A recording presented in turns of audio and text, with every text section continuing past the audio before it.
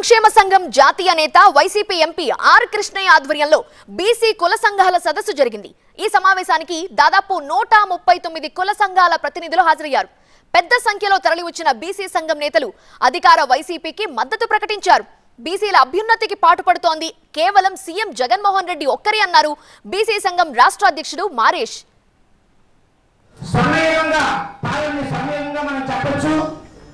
రాబోయే రోజుల్లో 175 నియోజకవర్గాల్లో వైఎస్ఆర్ కాంగ్రెస్ పార్టీ తరఫున ప్రచారం చేయబోతున్నాము.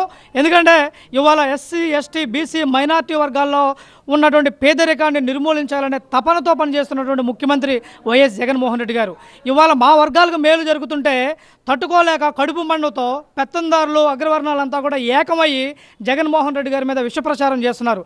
మా వర్గాలకు మేలు చేసే నాయకుడిని మేము కాపాడుకోకపోతే మరొక్కసారి ఈ వర్గాలకు అన్నీ కూడా మళ్ళీ పాత రోజుల్లోకి వెళ్ళిపోయే పరిస్థితి ఉంటుంది. ఈ చంద్రబాబు నాయుడు అన్నీ కూడా చెల్లు కబుర్లు చెప్తా ఉన్నాడు. కానీ బీసీలంతా కూడా ఒక బీసీ కాదు, ఎస్సీ, ఎస్టీ, మైనార్టీ బీసీలందరూ కూడా జగనన్నకి అండగా ఉన్నారు, అండగా ఉంటాము. రాబోయే 24 ఎలక్షన్లో కూడా 175కి 175 సీట్లు గెలిపించుకోవడానికి మేమందరం కూడా కృషి చేస్తాము, అన్నను గెలిపించుకుంటాము. వైసీపీ పాలనలో బీసీల బ్రతుకులు మారుతున్నాయన్నారు ఎంపీ ఆర్ కృష్ణయ్య. టీడీపీ పాలనలో బీసీలకు చంద్రబాబు ఏం చేశారో చెప్పాలని డిమాండ్ చేశారు ఆయన.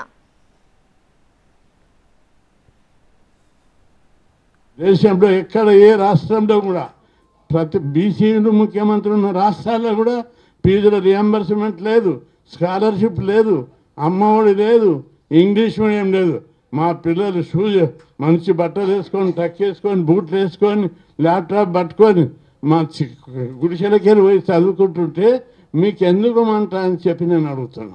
చదువుకొని డాక్టర్లు కావాలి, ఇంజనీర్లు కావాలి, కలెక్టర్లు కావాలి, విమానం ఎక్కి అమెరికా, ఆస్ట్రేలియా పోయి నెలకు 5 లక్షలు 10 లక్షలు సంపాదించాలని 50 లక్షల రూపాయలు ఫీజులు ఇస్తున్నాడు, స్టైపెండ్ ఇస్తున్నాడు.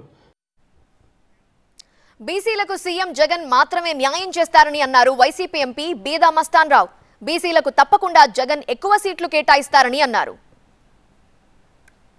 ఇప్పుడు ఎంతోమంది బీసీ ఎంపీలు ఉన్నాం, మేము పార్లమెంట్లో బీసీ ఎమ్మెల్యేలు ఉన్నారు, బీసీ మంత్రులు ఉన్నారు, బీసీ స్పీకర్లు ఉన్నారు, డిప్యూటీ చీఫ్ మినిస్టర్లు ఉన్నారు. అందరం కూడా మేము కూడా ఒకసారి ప్రత్యేకమైనటువంటి సమావేశం ఏర్పాటు చేసుకుంటాం.